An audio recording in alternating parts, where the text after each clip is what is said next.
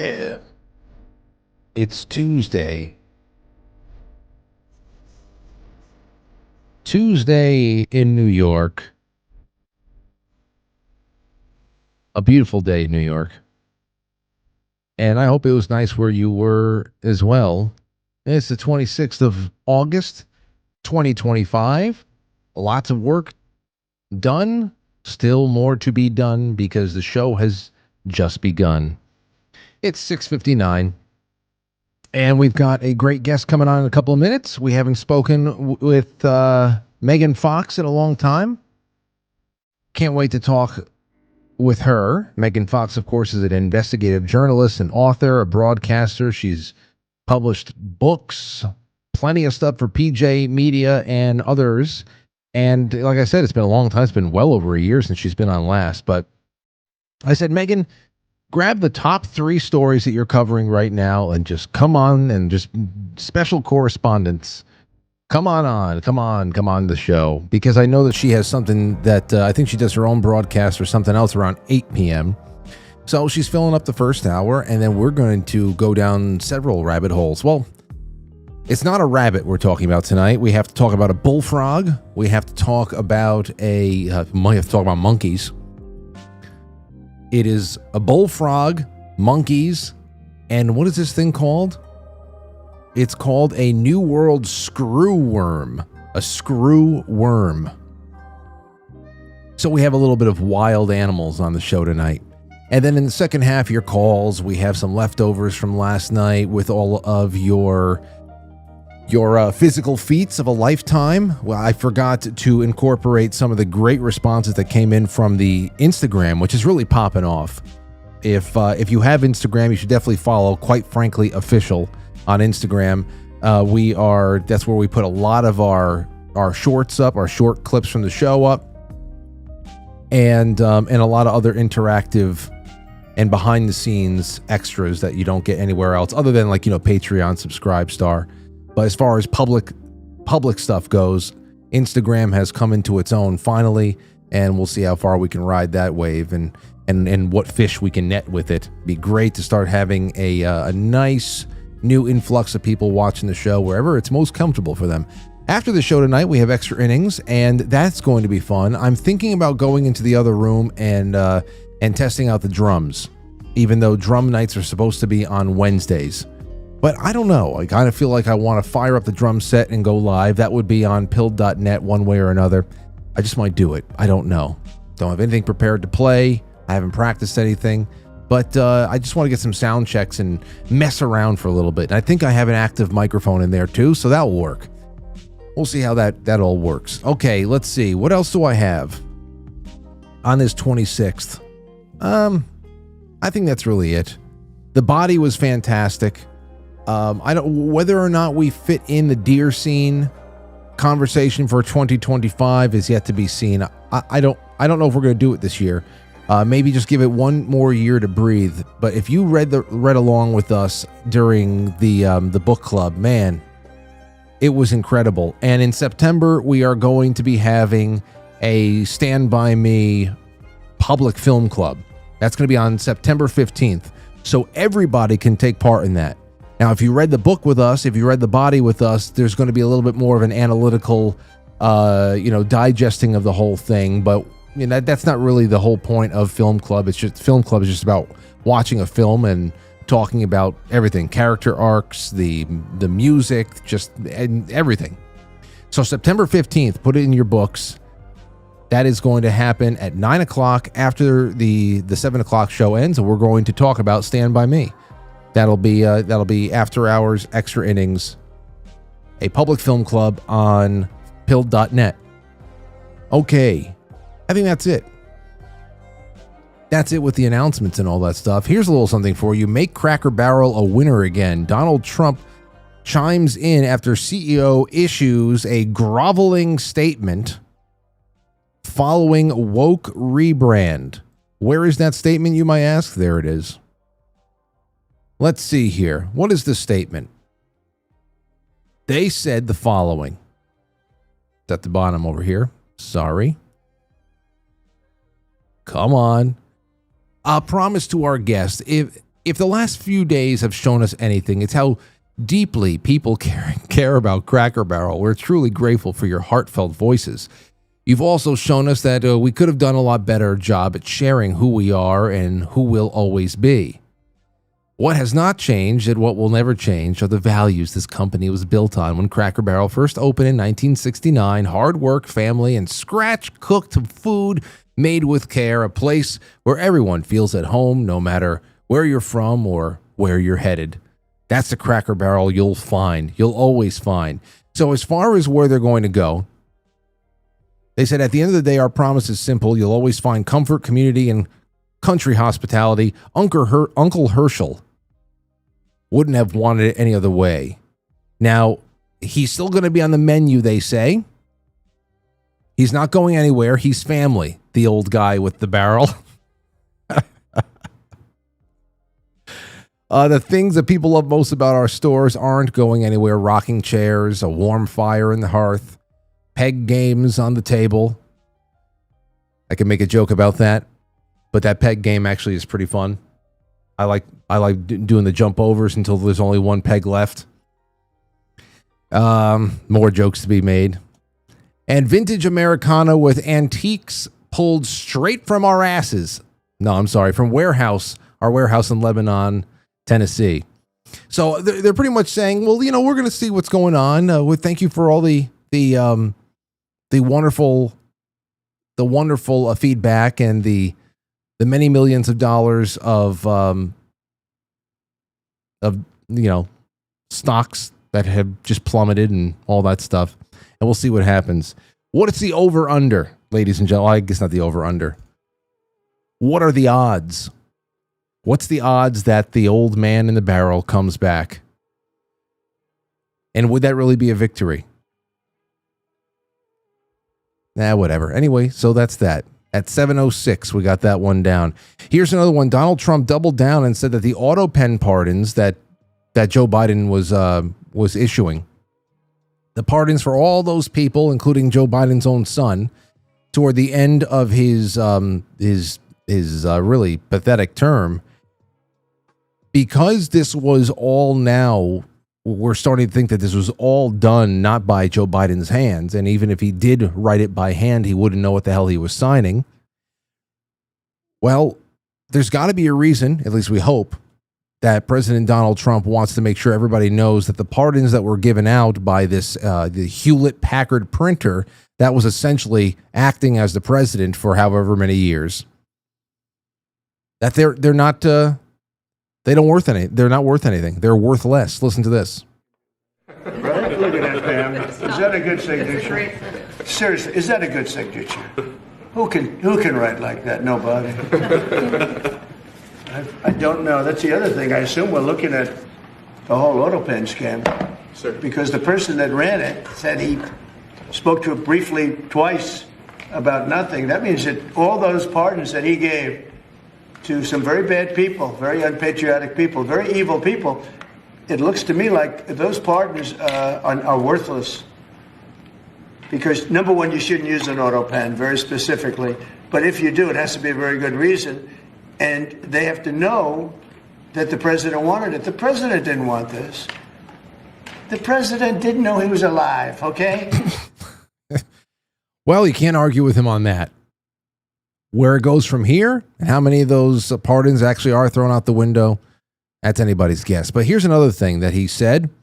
Donald Trump said in another meeting. I think this the contents of this meeting we're going to jump into a little bit more on Thursday night when Jay Gulanello was on, because there's some Maha stuff in here with RFK and a few other things. But anyway, he's talking about the death penalty in D.C. for murder. Listen to this. Anybody murders something in the Capitol, capital punishment, capital punishment. If somebody kills somebody in the Capitol, Washington, D.C., we're going to be seeking the death penalty. And that's a very strong preventative. And everybody that's heard it agrees with it. I don't know if we're ready for it in this country. But where you have it, it is, we have no choice. So in D.C. and Washington, states are going to have to make their own decision. But if somebody kills somebody, like you could have been killed, very lucky you didn't get killed, it's the death penalty, okay? What do you guys think about that? We have had several dedicated episodes over the years talking about different aspects of the death penalty and the moral, ethical implications of the whole thing, even if it's righteous, even if you got the guy, you got the girl who did the terrible thing, who took life. What is it? And when do you have, because it's one thing to say, okay, I found a guy in the act, or somebody running from, he was an active threat, we put him down, he's dead, he's gone. You're defending yourself. What if that person's been apprehended? Now, is it still not self-defense to take an animal like that off the face of the earth? I have heard so many arguments from so many different sides, and that's something that you can call in on in the second half tonight. You really could. Of course, the big thing that everybody's asking is DC going to be the blueprint for what may be standard, or a growing standard that's across the country in certain places? You know that certain cities will never go near that. States will never go near that. Even if it was the right thing to do, they're not going to do it just because Donald Trump said that they should. So what do you think about this? What do you think? What do you think? And how retroactive is this? Is it retroactive? You know, I can think of at least one very, very high profile, though low profile to the news media, murder in the D.C. area back in 2016-ish. I can think of one high, low profile murder that I'd love to see a little bit of justice for everybody involved, right up the chain. We'll see. But I don't know about that one. But still, this is really a great ethical and moral question that I can throw back to you guys. What do you think about the death penalty in this respect? Or in any respect? We can just bring that right up again. All right, well, that's all I got for you right now. Let's start the show off because Megan Fox is going to be with us momentarily. Don't go anywhere.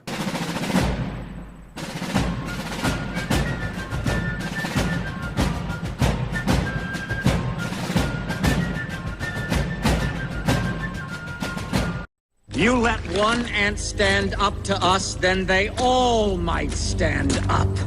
Those puny little ants outnumber us 100 to 1. And if they ever figure that out, there goes our way of life. It's not about food. It's about keeping those ants in line. That's why we're going back. Does anybody else want to stay? Let's roll!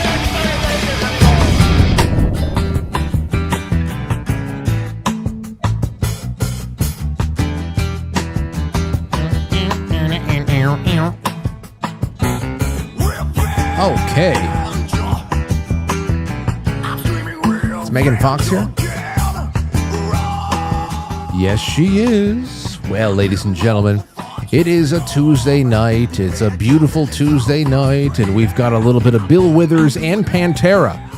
It's one of my favorite mashups ever. Bill Withers and Pantera use Mouth for War, and of course, you know, what else do you need? I love that song. Vulgar Display of Power, 1992. Anyhow, we've got Megan Fox on with us. It's way too long in between visits with this woman. It really is. Investigative journalist, supreme author, broadcaster. She'll be actually live later on tonight. You've probably read her work in PJ Media. She's got books and so many. And of course, you've seen her on Quite Frankly. Megan, how you feeling? Hey, Frank, how you doing? I'm doing well. Hey, it's just, I mean, when was the last time you were on? Gosh, I don't know. It's been a while. Oh, I think Christmas time. 2024? I think so. Wow. First of all, your hair looks fantastic. Oh, thank you. Good for you.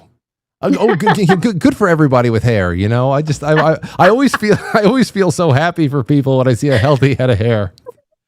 Anyway, So Yeah. I don't know. So how's everything been since Christmas? Then we'll get into the subject matter for tonight. Everything is crazy as usual. I mean, the stories I'm covering just never stop. I tell you what, it never stops. I've got so much going on my channel. Everybody's invited to come on over and check it out. If you like courtroom drama, I've got more than you can handle.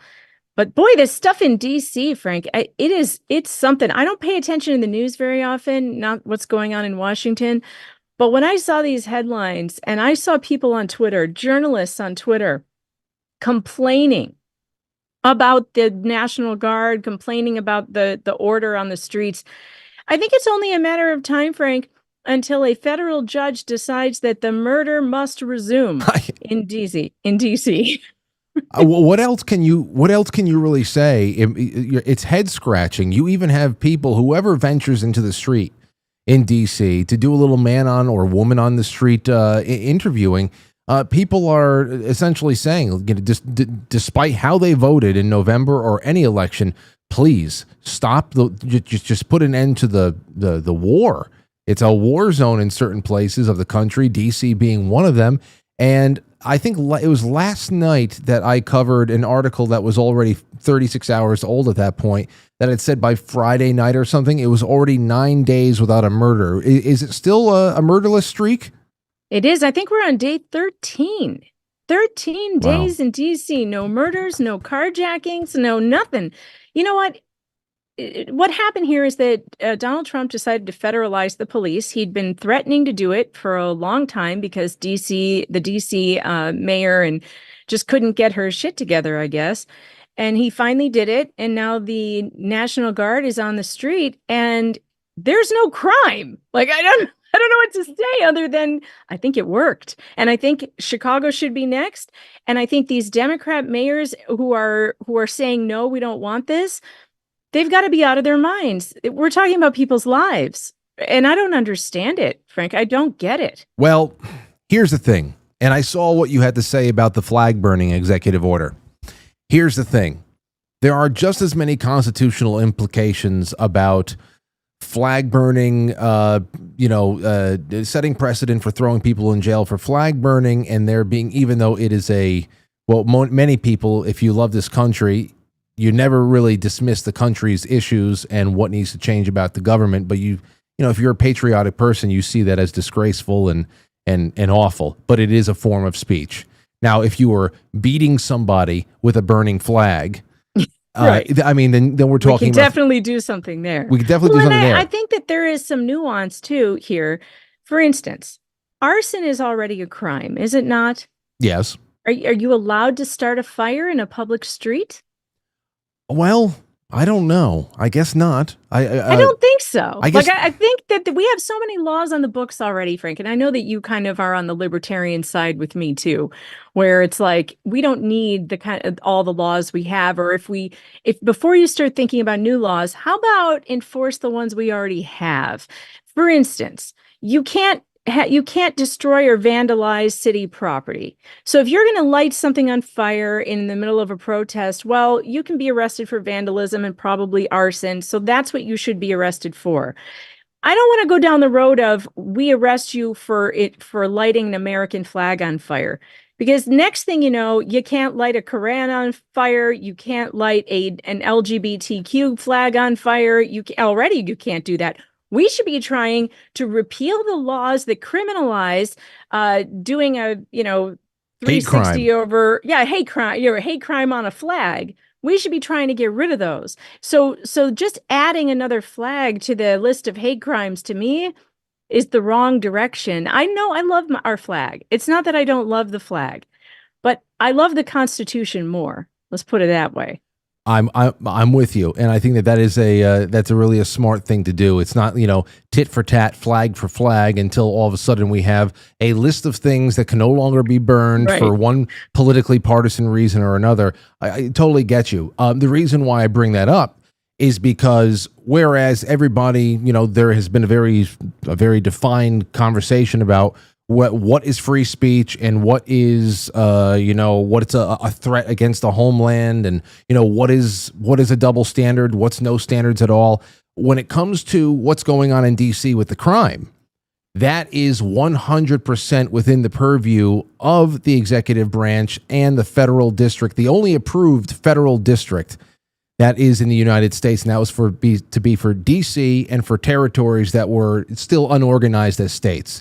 Now, I know there's a lot of federal land out there, but the question is, if what works in DC is rejected by states, it should not be forced onto states. No, it can't be. No, it can't be. But I think that after watching it work in DC, I would hope that people would say, we need a temporary kind of radical solution to the crime that we're facing in these cities. And I don't, the National Guard are our sons and daughters. They're our brothers and friends. I'm not scared of the National Guard. Is anybody really scared of the National Guard? I don't believe they're going to turn their guns on us.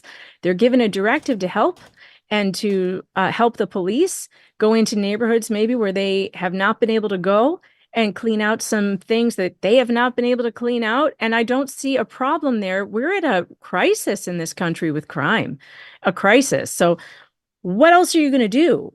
Just let it continue and let people die and children being shot on the streets? It's a disaster. And I don't think anybody's calling for martial law. It's just, this is one of those things you can do in emergency, which we have all over this country. Yeah. Well, the state, and to your point, there seems like there are people out there who don't want the murder to end. I saw some public appearances that that ridiculous man who is the mayor of Chicago, just doing anything in his power to avoid the whole idea of there needs to be more policing power on the streets. There needs to be more stringent enforcement of law. There needs to be harsher penalties. You got to bring back cash bail. You have to bring all these things. I mean, the states know exactly what they're going to do. The issue is, are people of Illinois, are people of New York, or anywhere else that is under the rule of these psychopaths, are those citizens going to be able to hold their state governments accountable? That should be enough to have them running for the hills, but it seems like the average person is just as beholden to this psychosis as their leaders are. Well, you mentioned two states that have a lot in common, Chicago being in Illinois, with New York having New York City. And really, those states are both run by those big cities and by the brainwashed people who live there, unfortunately. And I've spent my entire life in both of those states. I was born and raised in Illinois outside of Chicago, and I now live in New York, in upstate New York, outside of New York City, and far outside of New York City, thank God. Yeah. But I know that it's not the average person in the state that feels this way, but we are run by this majority mob in the cities, and it's like we can't break free. Everywhere in the collar counties, right, in outside of Cook County in Illinois, everywhere outside of Cook County is bright red, right? Mm-hmm. All the way down to southern Illinois, it is just a sea of red. And it's the same in New York, right? You look at New York. New York has just got these little tiny patches of blue, but there's all the people. And so when you get outside, though, everybody else is like, no, we want law, we want order. And I really will never understand how they get their voters to live in a place where they are unsafe, to walk to the grocery store, to send their kid down the block to the store to pick up something. They're unsafe to walk in their own neighborhoods. And yet they continue somehow to get these people to keep voting for people who keep the status quo going. I'll never get it. Although voting really going to change anything? I don't know. Sometimes I think maybe not. They appear to all be on the same team at the end of the day. It's a crazy spiral that you can probably track very easily from a 30,000 foot view, where once a society starts becoming more egalitarian, they usually feel they have the capacity to be more egalitarian and push for equity and all that stuff, and through really just make altruism, or at least the perception of altruism, just the tip of the spear that they're throwing at everybody. And what really happens is that you're diminishing standards, and because they put these ideas and they push this worldview with so much, with so much confidence, it's one of those things you can't relent unless you do a little bit of reverse psychology on them.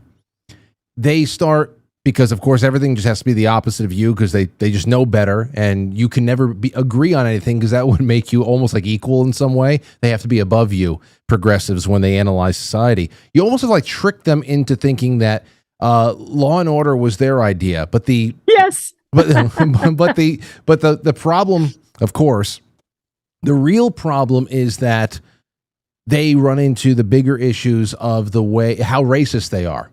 That's really it. How shallow they are, and how they judge people, and they see the world, and they really operate in the world based on what color of the skin the victim, the abuser is, what story they're going to promote, what story they're going to bury. Even though people in Washington D.C., the ones who are going up to all the microphones, many of them are black, saying, "Mr. President, take control and help us out here."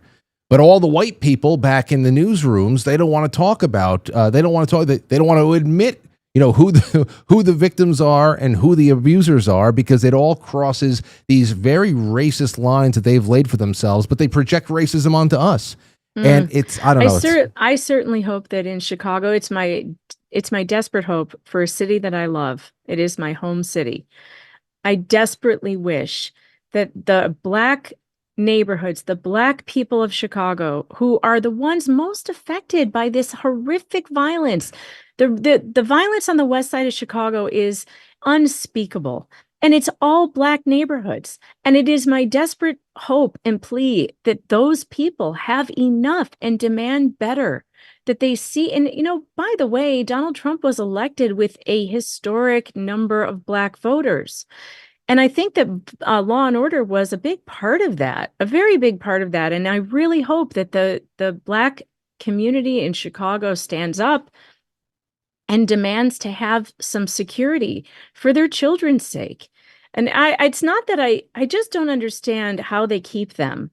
I don't understand how you keep a block of people that you have mistreated for so long, that you keep promising things to, and you keep saying, we're going to make your life better, and nothing ever changes. Yeah, I know. Well, that's where we start with. We have a 13-day going on 14-day murderless streak in DC. There's questions about whether or not before I brought you on the clip today about whether or not they're going to be able to actually further deter this kind of violence going forward by attaching a death penalty to any murder charge, or murder conviction, I should say.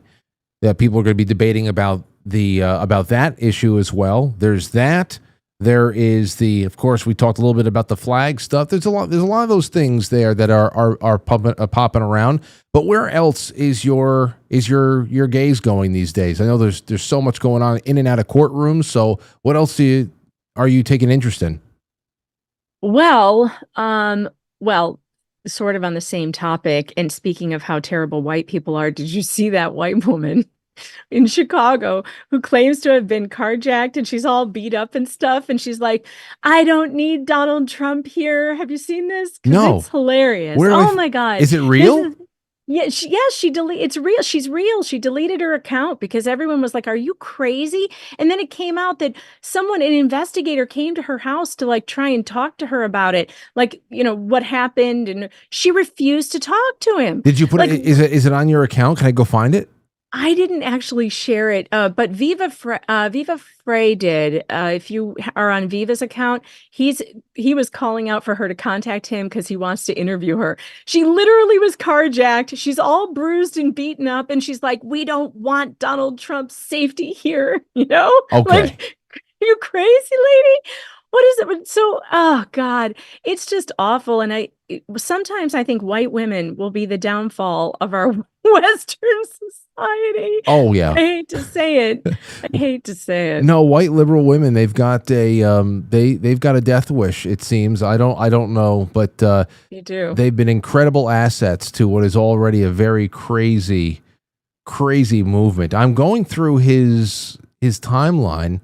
I'm trying to look for this. It was like a couple days ago, and he does tweet a lot, but I swear it's there. But to answer your other question about what else am I looking at, I got a video coming out tomorrow on YouTube, if I can ever get it uploaded. We're having studio problems on YouTube for some reason. But I have a video coming out about the Kentucky judge that was shot by the sheriff. Do you remember this guy? Yes, and I've been waiting for updates on this. I saw something. Yeah, let's talk about this. Oh my God, it's crazy. Yeah. All right, so his name is Judge Mullins, right? So if you guys all remember this video, it went around. A sheriff walks into his office and just shoots him dead. It's like crazy on camera, and then he goes and turns himself in.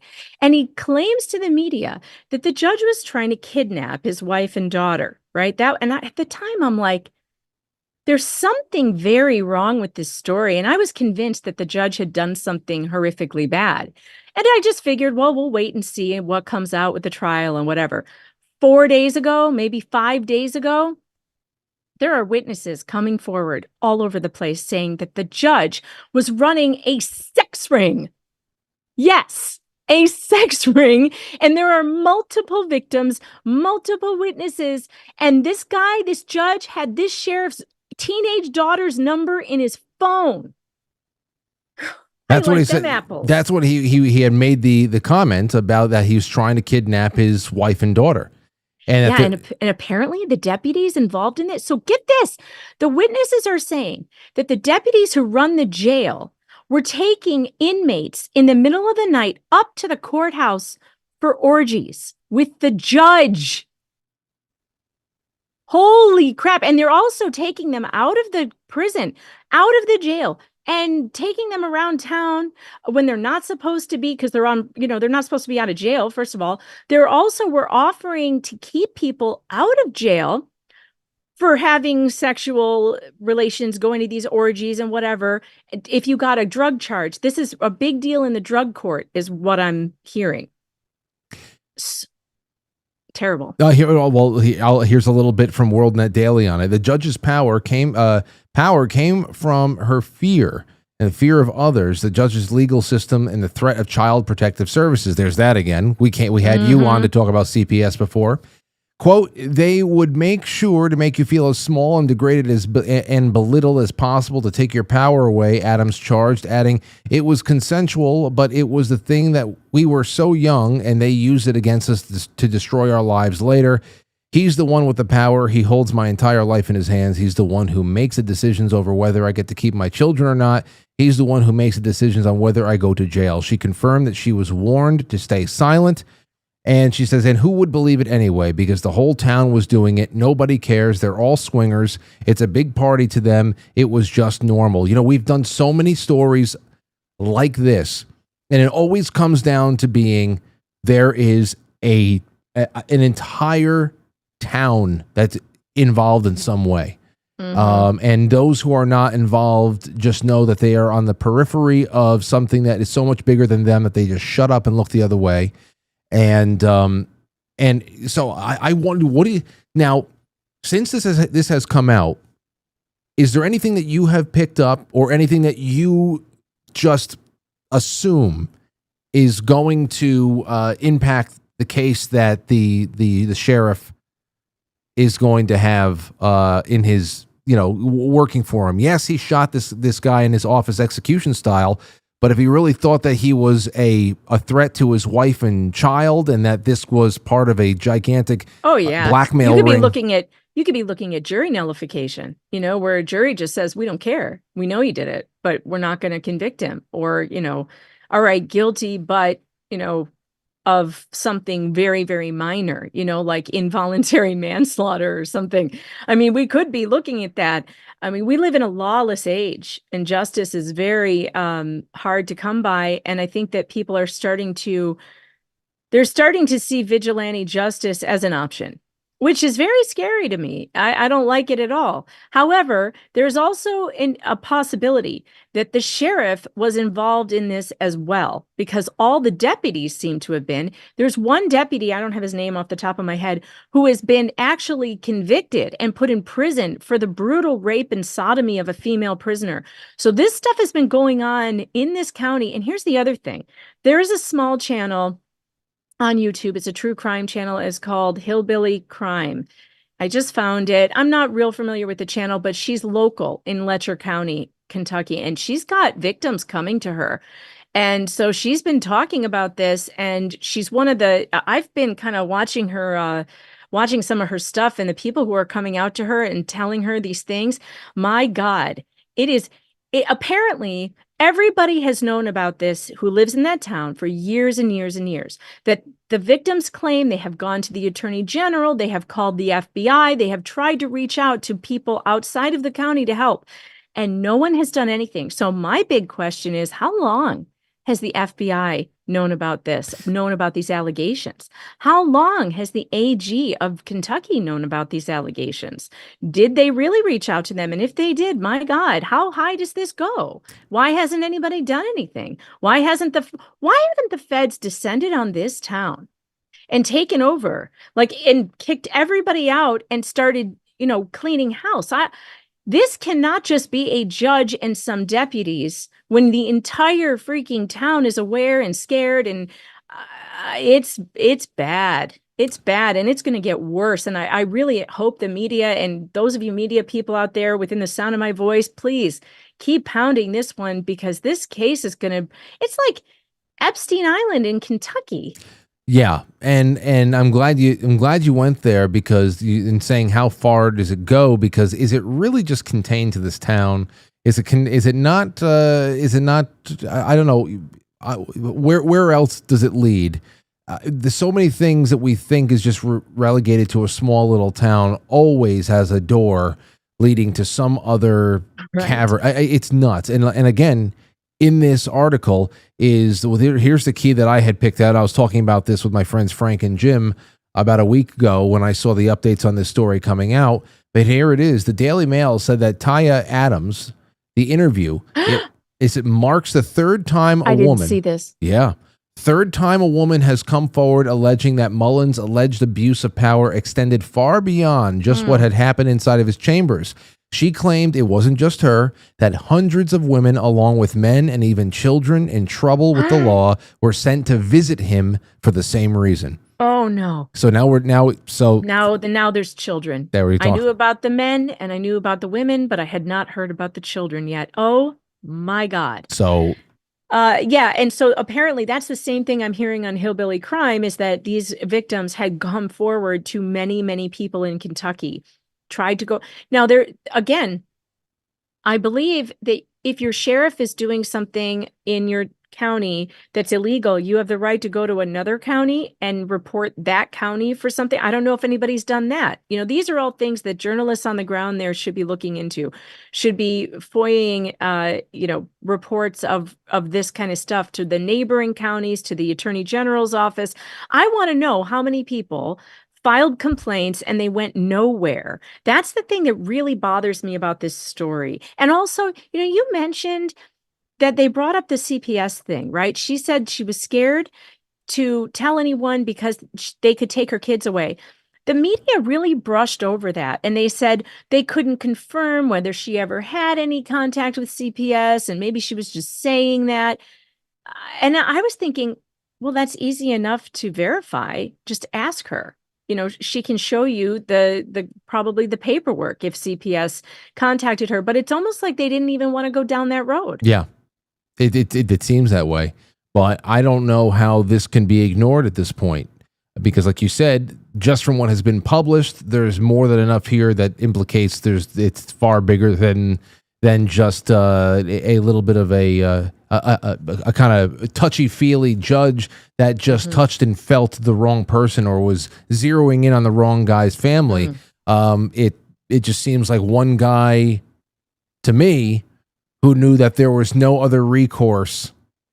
There was going to be no place where he'd be able to get a fair shake at bringing this to attention. And, I'd love to know a little bit more about what he has known as just that sheriff. He was a sheriff deputy? He was the sheriff of the town. So, not a deputy. Okay. The sheriff. Okay. So, but here's the thing. I don't think there's any way in hell that this is going on in his town with his deputies and he didn't know about it. That's what I'm talking or take about. part in it. Yeah. He was doing it too, most likely.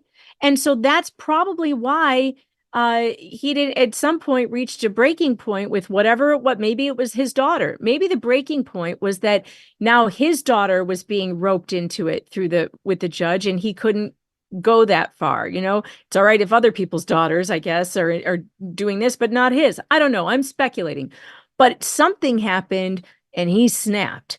And obviously, like you said, he didn't see any other way to make it stop because FBI already had been contacted, AG been contacted, nobody is doing a damn thing. Jeez. Well, there was no way in hell that what we got when this story first broke was all there was to it. Right. There's no way in hell. The real question was, how deep was it going to go? Definitely smelled a rat, and geez, well, we'll see. I guess hopefully we get enough. We get another update sometime soon. So, because I know we're running out of time, you have another broadcast that you're doing in the next hour. So, what's the last thing that you have for us tonight? God, what did I have? Oh, I know. So the last time I was with you, I think I talked about the Laura Owens case. You remember this case with the bachelor, former Yes. bachelor, and she tricked him into believing she was pregnant with twins, although he never really believed it. But she took him to paternity court and everything else. I don't know if I've updated you since then. No. But since the last time we have talked, Laura Owens has been indicted on 7 felonies. Wow. 7 felonies. 4 counts of perjury, 1 count of fraudulent schemes, which is a very high felony in Arizona. It's a count 2, and doctoring evidence and forgery. Yeah. So she has a criminal trial coming up this January, which I will be covering. And she had the nerve to actually file another restraining order against a second victim of hers, a man named Mike Maricini in California. And he was just granted a 2-day trial in October in San Francisco to fight that. So I'm going to be covering that as well. I'm going to be there in the courtroom. And so pay attention to my channel on that one if you want the updates on a false accuser finally facing justice. Well, that's a lot. First of all, I can't imagine how she's going to be able to wrangle her way out of all that stuff. That seems like a very serious laundry list of charges, and I remember you going through that with us. You did 2 updates so far with the Owens situation with all the fake pregnancies, and didn't she claim to have gotten pregnant from oral sex? Yes, that was the Clayton case. Oh, She okay. gave him 2 Hummers and then told him she was pregnant with twins. I don't know if she thought that it was like That's one what it was. twin per Hummer or what. I don't know. It is a crazy case and it's a lot of fun. It's very entertaining. And her lawyer, oh, here's another update in that case. Her crazy lawyer, David Gingras, the one who was like always threatening to sue me and throw my obituary in the trash and all kinds of stuff. He called me a cockroach. He got arrested for his second DUI this July. So congratulations, Mr. Gingras. He's facing a bar investigation now, and he has the DUI. I mean, he's in serious trouble. Now he's talking about giving up his license, his law license in Arizona, and starting afresh somewhere new. Megan, you know what? I really do hope that we can continue on with these appearances.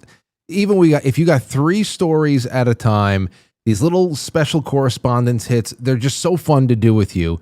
And yeah, we got to keep this up. This is wonderful. Where are you broadcasting? Because I want to let you go with a little bit of time to, have some buffer in between. I'll be on with That Umbrella Guy tonight. It's his night. We stream together 4 nights a week, and Tuesdays is Tug's night. So we'll be over on Tug's channel. For those of you who aren't That Umbrella Guy subscribers, you really should be, because he's a peach. Love Tug. And the Tug or not. So we'll be over there. We'll be talking about the What the Hales case, Jeremy Hales, and all the craziness going on in that case, which, boy, I can't believe how full my plate is right now with these cases and these crazy lawyers. And Frank, I'm happy to come on anytime. I love talking to you. Well, that's great. Thank God for that. And you know what? It's when you're doing what you do, and I know quite a few people now, maybe a small handful of people I should say, that are always, I'm learning about things that are going around the country, or even those first cases when you came on to talk about things that were going on, it just, YouTube drama that had turned legal and stuff like that.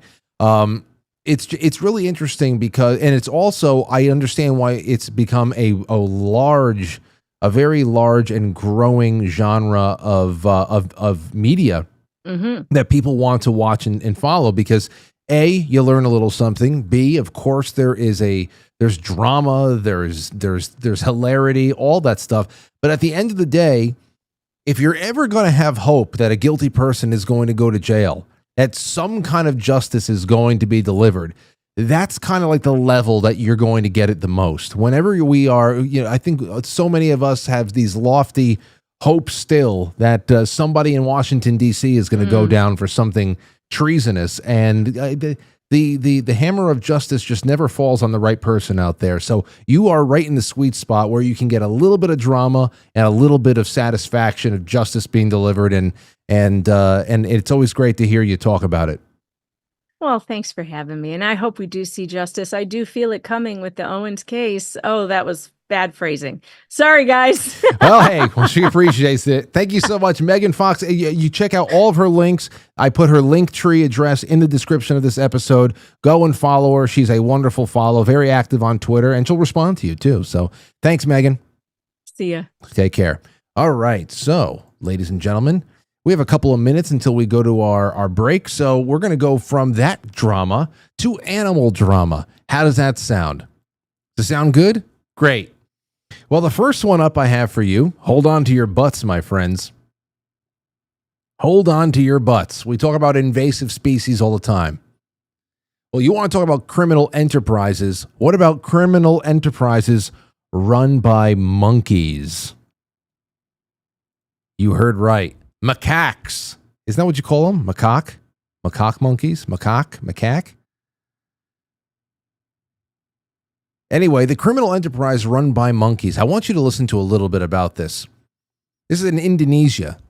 At a cliffside temple on the tropical island of Bali, an unexpected group of criminals is running one of the world's most sophisticated scam operations. Every week, they steal dozens of phones, wallets, and other valuables from tourists in broad daylight and exchange them for handsome rewards. It's been going on for decades, and nobody's able to stop it. The culprits? Long-tailed macaques. There they are, looking for somebody to rip off. Now, wait until you hear this. Primate researchers have found that the macaques steal belongings to use them as currency to trade with human beings, with other human beings for food. There is an actual exchange right here, guys. This is real. Okay? Some monkeys can distinguish between objects we highly value, smartphones, prescription glasses, wallets, and those that we don't, like hats and flip-flops and hair clips. And they will barter accordingly, according to a University of Lethbridge team that spent years filming the macaques and analyzing hundreds of hours of footage. In other words, the monkeys have, quote, unprecedented economic decision-making processes, end quote, the researchers wrote in a 2021 academic paper. Talk about monkey business. Look at that son of a bitch. Look at that. Listen to this. Ketut Ariana, a 52-year-old who has been working for the temple as a monkey handler for 2 decades, said the animals steal dozens of items a week, including 5 to 10 smartphones a day. This is the last thing I'll leave you with. One of those victims was Taylor Utley, 36 years old, from Louisville, Kentucky, who visited the temple, Uluwatu Temple, last year on a wellness retreat for women.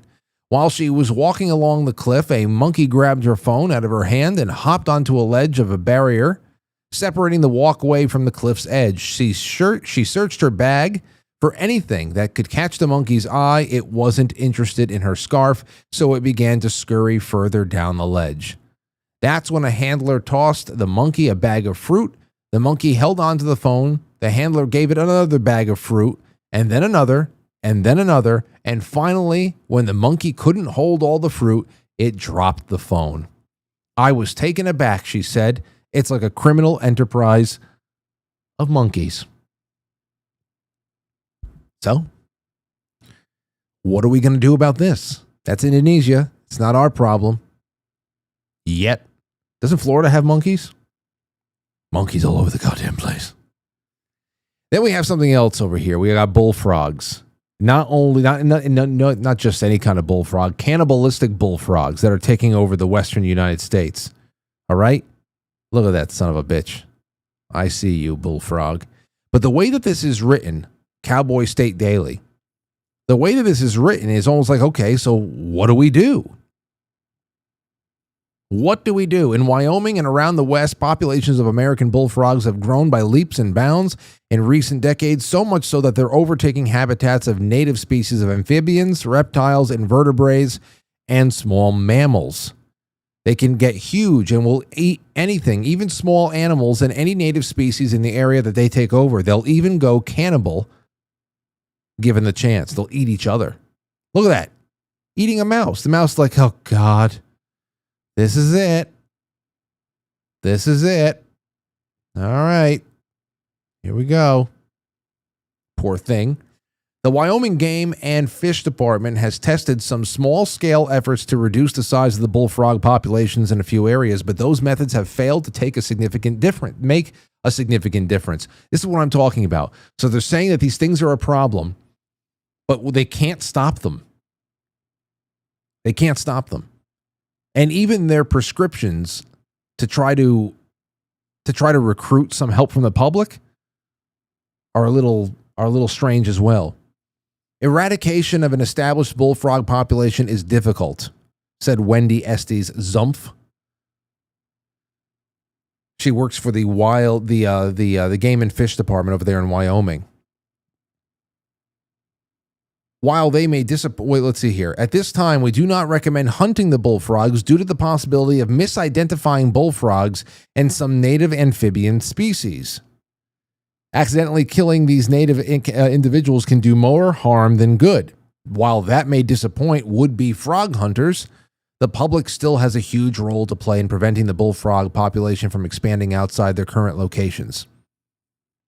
Now, if you're a bullfrog hunter, even though they're probably just using the term in a cheeky sense, wouldn't you know the difference?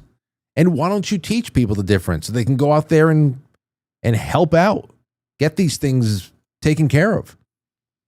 Bullfrogs do's and don'ts. If you're in the western United States and you see one of these damn things, here's what you should know. Don't transport any water, animals, or plants from one water body to another. I guess that's to make sure that you don't accidentally bring a bullfrog to a place it hasn't already invaded. Don't keep bullfrogs as pets because it's illegal to be in possession of them at any stage from tadpole to adult. But I guess if you have them as a pet, don't release any pet bullfrogs into the wild. That's it. That's all they have for you here. That's all. Couple last things. Because their population can increase rapidly when introduced outside their native range, they can overwhelm and exclude native species from through competition by preying on them. Now, they've been documented eating things as big as rabbits. That's what I couldn't imagine. So how big did these things get? I don't know. Unless they were baby rabbits, freshly born out of their rabbit eggs. So you watch out for that. They'll eat rabbits, they'll eat snakes, and they'll eat other bullfrogs. They're absolute animals. Wild indeed. Indeed, the American bullfrog will eat anything that fits in their mouths, much like Americans themselves. And they're much larger than native amphibians, which is problematic. Okay, so watch out for the bullfrogs. Just watch out for the bullfrogs, please. Okay. Now, there's one more thing before we go to break. There's one more thing before we go to break, and that is this. This thing. What the hell is that? In the United States has confirmed its first human case of flesh-eating parasite, known as the New World screw worm. It's a screw worm. The worm that screws. In a patient who recently traveled from El Salvador, The U.S. Department of Health and Human Services announced the case on Monday, August 25th. The patient is currently in Maryland, and health officials are investigating the situation. The New World screwworm, a parasitic fly species, there it is. As if we didn't have enough to worry about, here comes the New World screwworm. And it's a fly. Let's see here. Where is it? Parasitic fly species poses a significant threat as it feeds on the live tissue of warm-blooded animals. The parasite has been spreading across Central America since early 2023, with cases reported in countries like Belize, Costa Rica, and Panama. According to the U.S. Department of Agriculture, the parasite has not yet been detected in animals in the U.S., but its spread in neighboring countries has raised concerns about the potential impact on livestock and food supply. So watch out. Screwworms and bullfrogs, and of course, phone-stealing monkeys. But that's in Indonesia, so you don't have to worry about that. The screwworms are here, and so are the bullfrogs. So I don't even know if we have anybody in this in the audience that listens from Indonesia. If you do me a favor and email me. I want to know which one of you is the listener from Indonesia. And if you've ever had a fight with a macaque. All right. And yeah, that's it. That's it. Oh, wait a second. No, it's not it. One last thing. So when we come back, we're going to get to some extras. We're going to take your calls. I'm going to read your super chats. I also want to know what you think about the death penalty in D.C. It's not necessarily just D.C., but it's more so about, are you down with that? Because I forget what everybody's opinions are. I know we had a wide range of it, from no matter how much a person is evil, it's not our place to take lives. Other people saw it as a self-defense measure, as a public safety measure, to put down a rabid animal that cannot be rehabilitated. So I want to know. I want to know about that. And I also want to know about this.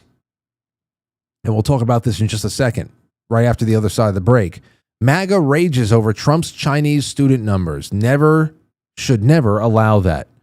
600,000 Chinese college students are having the way paved for them to come over here. We'll get into that in just a little bit on the other side of this break. But first, I want to stop right here at the midway point to say thank you to tonight's sponsor. And tonight's sponsor is Dulsa.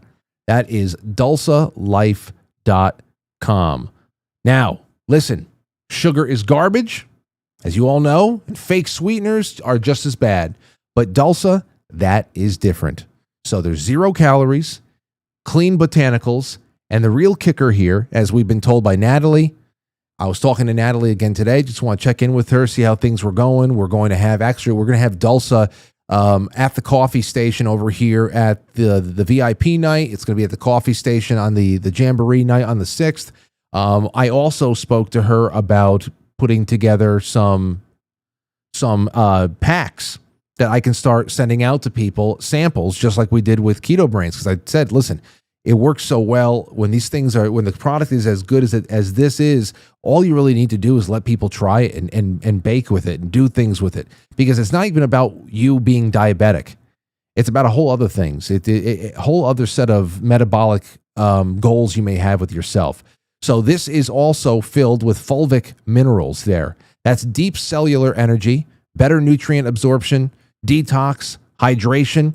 That's right. Even anti-aging support. And on top of that, you've got prebiotics and probiotics in there working for your gut.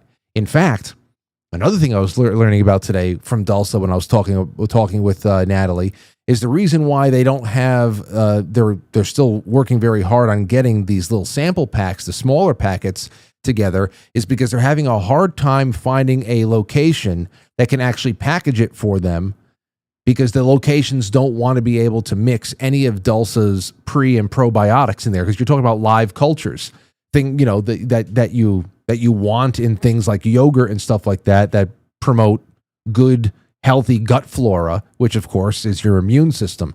So of course, all those other sugar companies out there and artificial sweetener companies out there, they don't have anything in there. They have gut killing products. So they didn't want any of the good stuff mixing with their zombie shit. So that's a big part of this. And I just wanted to keep on with that. So every scoop isn't just sweet, it's functional fuel, and it tastes just like sugar. Stir it, bake it, blend it. Dulsa does it all. Go to dulsalife.com, code FRANKLY for a nice discount on checkout. And here's something else. I've got 10 samples. These are 10-gram pouches. I've got 10 10-gram pouches to give away tonight. The first 10 people to email me, frank@quitefrankly.tv. Say, Frank, I'd love a sample of the Dulsa. The first 10 people to email me are getting samples. So I want you to try it. Trust me, try it. Okay, the holidays are coming up. You're going to be doing a lot of baking, a lot of other stuff. Try using a little bit of this instead of all that sugar. Just give it a shot. Give it a shot. So get at me with that. And the link for everything else is in the description below. All right, let's take some calls, shall we? 914-200-0269. Max Meek says, Frank, great show tonight. Today I advised Preston Dennell to eat meat. Wait, Preston Dennett to eat meat. That's a fact. Well, that's fantastic. I'd love to hear more about that. Thank you so much, Max. That is from our Super Chats. Over on Rumble, I didn't even have Rumble up over here. What the hell am I doing? Over on Rumble, let me see what the hell's going on in the chat room. Sorry, Rumble, I didn't even know you were there. It's good to have you all hanging out. I think we had some good topics tonight. There's still more to come. The hell am I? And then over on Pilled, just got to make sure I get the. Damn, I was really behind tonight. 914-200-0269. What do you think about the death penalty in this situation? And what do you think about this? MAGA now is Newsweek, so I don't know about Rage. I don't particularly like it, but Newsweek would love for everybody to think that it's always a meltdown in MAGA country, and this is the way that they just formulate their shit. But listen to it. Supporters of President Donald Trump are outraged by his announcement that 600,000 Chinese students will be allowed into the United States to study. Trump made the comments at the White House on Monday as trade talks with China continue, saying it was very important to allow Chinese students into the country. Representative Marjorie Taylor Greene, a Republican from Georgia, was among the critics of the plan, saying the U.S. should not let in students who may be loyal to the Chinese Communist Party. Newsweek has contacted the White House for comment via an email sent outside of regular business hours. Now, here's what we got over here. Members of the president's Make America Great Again movement, including Trump loyalist Laura Loomer, have criticized the plan, saying it would counteract the administration's mass deportation efforts. Others hit back at Commerce Secretary Howard Lutnick, who went on, I think he was on with Laura Loomer. I saw this exchange. It was on Fox. It was a highlight I saw on Twitter. The Ingram angle, that he said on the Ingram angle that Trump's view was that if Chinese students were not allowed to attend U.S. universities, quote, you'd empty the universities from the top. All the students would go up to better schools, and the bottom 15% of the universities and colleges would go out of business in America. And when I heard that, I said, and that's why I didn't care if it was Newsweek as long as it had a quote from Lutnick in there, and that was the quote I was looking for. Who the fuck cares?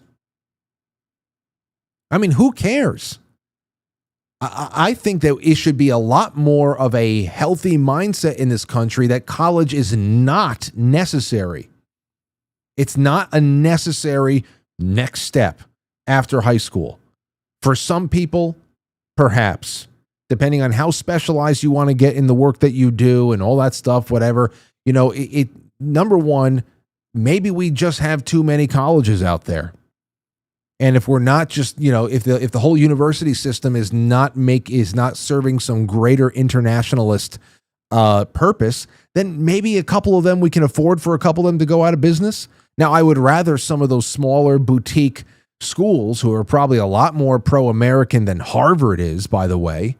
I would rather have them a lot more in business. But again, this is all about us, you and I, changing the way that we go out into the marketplace looking for places of higher learning for our children or for ourselves, where we're shopping around, what kind of standards we're looking for in a school, and make the market respond to us. I mean, it's not. You can't flip a switch and regulate this into something changing. But as far as bringing in over 500,000 Chinese students, I don't know. Now, I don't care if students from China want to come here and study in America, but to make it some sort of an initiative, I don't really care for initiatives like this. In fact, I wish that there were hard caps on foreign students that can come in, especially for that part of the world, for all of the political and governmental reasons that you would imagine when you think about how deep the infiltration in the university laboratories and everything really are, how deep the infiltration is in Congress, Chinese government influence. I don't know. I think that should be caps on things. And the whole idea that we need to have some sort of a quota that is a little bit larger than you would like, or a lot a bit larger than you would like, just so that we can keep colleges open. Well, I mean, what if we don't need that many? So again, this is a market intervention to allow business from actually taking place, and business to go through a natural life cycle of boom and bust. And the college system right now should be going through a major bust. Kids are not getting workable educations that are really worth anything. They're taking on so much more debt than is necessary. So many more people should be encouraged to explore trades or anything else like that. I think the college system needs to be going through a regularly scheduled bust. But like everything else, it's propped up and people are shoveled in and they're given loans to keep the thing going. It's one hell of a racket, man. One hell of a racket. And now to keep the racket going, we're bringing in over 500,000 Chinese kids. So what do you think about that? 914-200-0269. There's that. There's the death penalty. And in a few minutes, we'll get to a few other things. So that's what I got for you. Let's take a call. The first one coming in is King. What do you know? What's going on, Santino? How you doing, my friend? You there? Hello? Oh, you okay, I hear you now. Go ahead. Oh, you can hear me all right? Yep. I am for the death penalty, as you would probably guess. I think it's a good deterrent.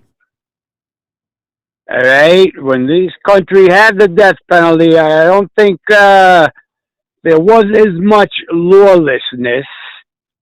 People will think twice before they go off the deep end. You know, there's, punishments fit the crime. You know what I mean? So if you're taking somebody else's life, why should you be able to keep yours? All right? I mean, there's this murder problem in the country because these people know, hey, I can do this. I'm going to get some activist that's going to lie for me and get me out of jail. Or if I don't have that, well, at least I'll get 3 squares a day and a bed, and I'll be taken care of for the rest of my life, even though I was scumbag enough to take someone else's. So I say bring it back. I think there's going to be a good amount of people who agree with you. And then, it's always interesting when this pops up because it's usually a little bit more even down the middle than I always expect it. But I have a personal problem. I have an accounting problem just with, somebody who can be so animalistic and destructive and then kept alive. And then again, when you think about the way it works out, I have seen many people break this down over the years. I don't know if the figures have leveled out at all or it's all the same thing. Apparently, it is actually more. I'm actually going to go double check this after I finish saying it. Actually, hold on. Let me do that in a little bit. Is there anything else you want to say, Santino? I want to check what I'm about to say before I say it. No. That was it pretty much. But I'll just end this by saying, listen, people, we're in a society here. And you get treated like what you act like. So if you're going to act like an animal, we're going to treat you like an animal. That's all. All right, man. Thank you for the call. You're welcome. All right. Let's see here. Let's see. Want to see something. Okay, so listen to this. I was right. Listen to the economics of killing somebody. Executing someone is generally more expensive than life imprisonment without parole. Studies consistently show that death penalty cases incur high costs due to lengthier trials, specialized legal representation, expert witnesses, extended appeals, separate facilities for death row inmates. For example, a 2003 Kansas audit found death penalty cases cost 70% more than comparable non-death penalty cases, $1.26 million versus about $740,000. In Maryland, death penalty cases cost about 3 times more. That's $3 million per case. And Florida estimated execution costs about $3.2 million, roughly 6 times the cost of life imprisonment. California spends $137 million annually on its death penalty system compared to an estimated $11.5 million for a system without it. These figures account for pretrial, trial, incarceration, and appeals processes, which are more complex and resource-intensive in capital cases. Even when convictions are overturned, taxpayers bear the cost of both the initial death penalty process and subsequent life imprisonment. Now, the real question is, when did it get so expensive to just put a bullet in somebody's head after we know that they're guilty? When did the process inflate so much where you have so many that you say, well, Frank, let's say you were slated to be executed, and let's say you were innocent, but you're just in the wrong place at the wrong time. All of the evidence breaks against you. You are truly innocent. Don't you want an appeals process? And if you want one that's going to be healthy and robust for you to take advantage, shouldn't it be there for everybody else to take advantage? I guess so. But let's say that there are some just open and shut cases. What the hell are we appealing? Most of them are open and shut. What the hell are we appealing? And why does it take so long? So if I am for the death penalty, because you guys have made really great arguments, moral, religious, practical arguments for and against the death penalty. But if I am for the death penalty, I'm asking myself, well, I think we can make this a little bit more cheap, a lot more cheap. After the trial is concluded and we know 100% this person is guilty, then let's take him out behind the chemical shed and just put a bullet in him. Why the hell why are they pissing around for 25 years with public defenders and appealing things that we know? I just don't get it. I never understood that. 413, you're on the air. Go ahead. Hey, Frank. Grady from Massachusetts. Hey, Grady. Welcome. How you doing? I'm all right. Just kicking around. What's on your mind tonight? About the death penalty. I think we need to really clean up the judicial system first. I understand the argument for and against death penalty, but I have an acquaintance who lives in a space where I don't ask about details. But he was in a federal prison for 44 years before he was exonerated from DNA evidence and recanted witness statements. It was considered an open and shut case. They had witnesses and everything until DNA evidence cleared him. So I'm just really worried about people who are, as he said, in the wrong place at the wrong time, wrongly convicted. Mm-hmm. And we're a corrupt judicial system. I just think we have to. I understand the arguments: treason, child molestation, child rape, killing your kids, things like that, first-degree murder.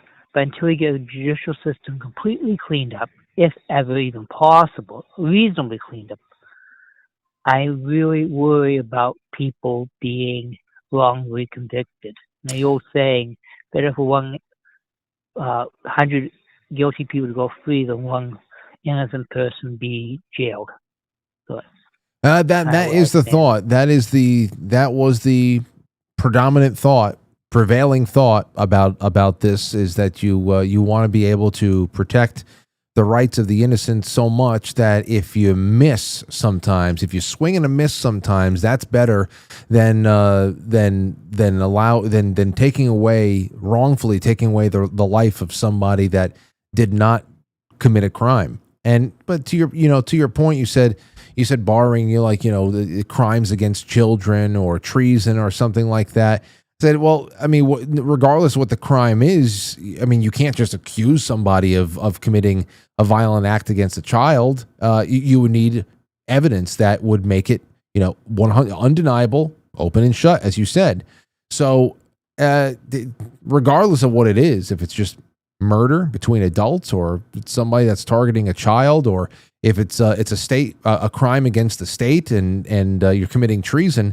Obviously, you're going to have to have the case be airtight for any kind of justice to be served one way or another. But Right. as time goes on, as you said, things like DNA have really changed the game, and we'll see.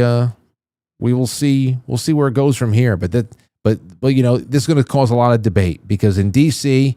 again, there's an autonomous zone that the federal government.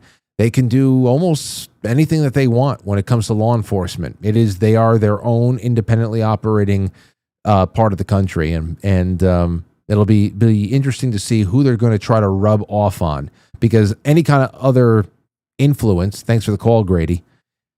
What we were talking about with Megan, any other kind of influence can't really be. You can't push that on other states. You can't make it now. If Illinois if the administration over there running Illinois was worth a shit, and they looked at Chicago and they actually cared about people who were suffering more than surrendering any kind of or admitting defeat or surrendering any kind of points to political opponents by admitting that there is a crime problem, and therefore having to face their worst nightmare in the face.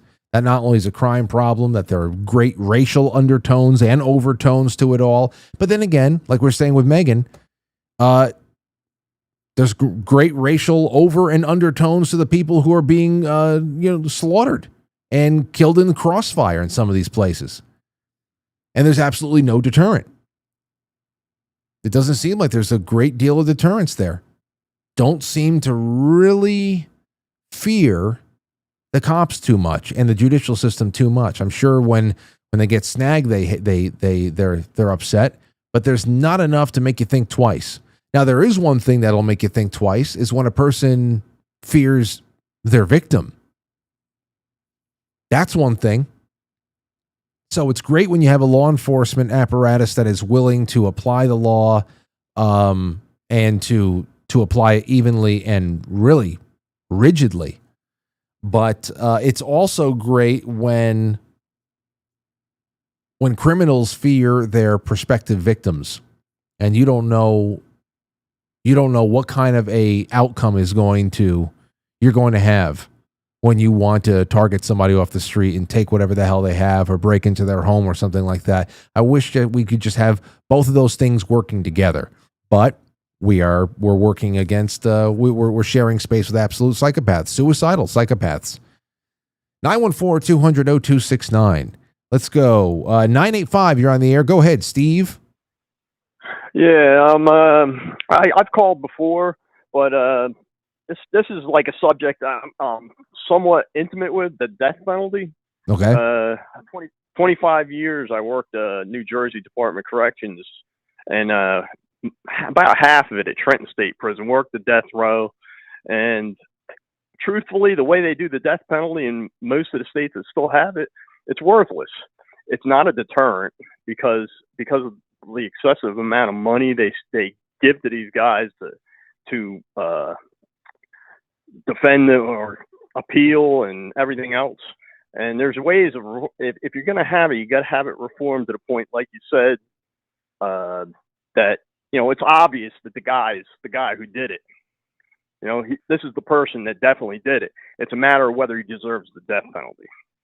You know what I mean? Yeah. Like the witness things. Because there has been people that have gone there because, oh, well, he confessed and he didn't confess.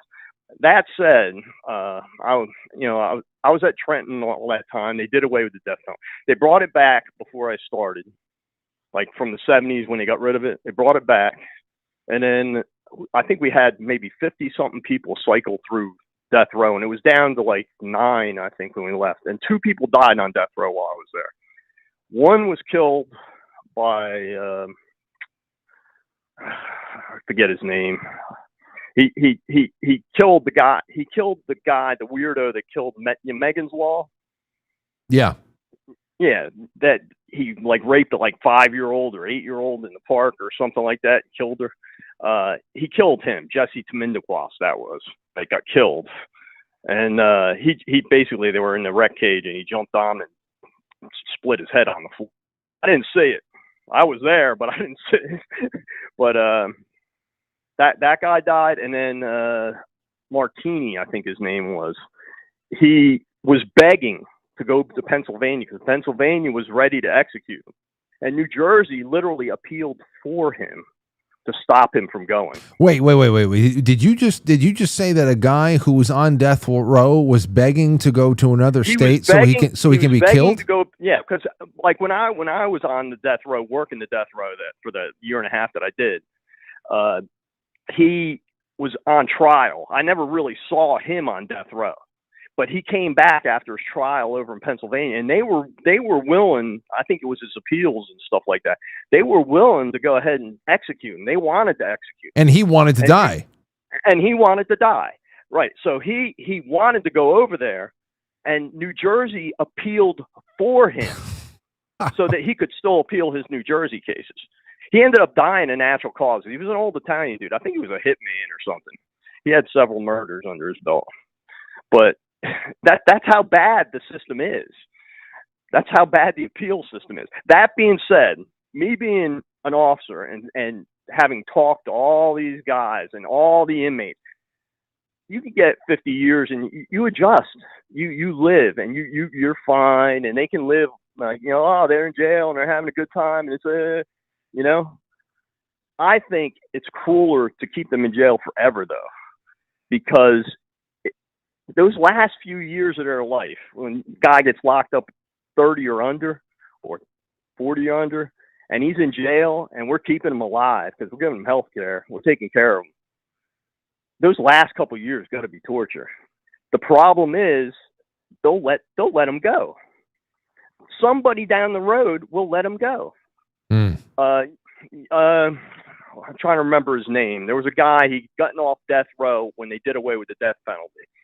And he had killed 2 cops somewhere down South Jersey. I think he was in a restaurant. He had a warrant, and 2 cops, state troopers or something, were coming in for lunch, and they saw him. And he knew it, and he pulled the gun on them. They were stupid, I guess. He got them down on their knees, stripped them to their underwear, got them on their knees, and shot them in the back of the head. That's what he had the death penalty for. Tarantino, I think it was. Something Tarantino. They let him out. So they let and he was in his 60s. I mean, come on. He ended up beating up his girlfriend, getting locked up after he was let out. And I'm pretty sure he got out again. That's how bad it's baffling. The system is. No, it's baffling because what you're describing is like the system is bad. Well, I mean, the system is just people, and it makes you wonder what the hell is it that what is driving a person to just be so averse to having people be held accountable for their crimes. I mean, you can say, well, I mean, especially in the case where somebody who has been sentenced to death is so eager to die that they're begging to go to another state, but you're still fighting for that person. It happened. That's Martino. Yeah, that's a strange thing. It really is. And Tarantino, they let him loose, and it's really. If you could guarantee that the guy's going to stay in jail forever, I think that's crueler, because even though he's going to live a majority of his life comfortable, accepting what his life is, living the way he ends up living, those last couple of years got to be torture. I feel the same way about people who have no faith in God and afterlife and everything. That those last years got to be, when you're that's why like assisted suicide and everything else is so rampant all over the world. Well, I mean, you know what? Thank you, Steve, for calling in. It's really great when people out there who have real world experience in something like this call in and really drop some great insight on a topic for the evening. So we're grateful to have you call in. Thank you. All right. Thank you. There you go. Bye. Steve, with 25 years experience out there working corrections in New Jersey. Incredible. That story about New Jersey. Yeah. All I have to say is this. Who the hell is this woman? And why does she have a googly eye? That's all I want to know. Who the hell is that? I know that she was really haunting all of you when I was talking to Megan Fox. I know she must have haunted somebody because she kept popping up for me too. It's like, what is this? It's like a Geico commercial. Okay.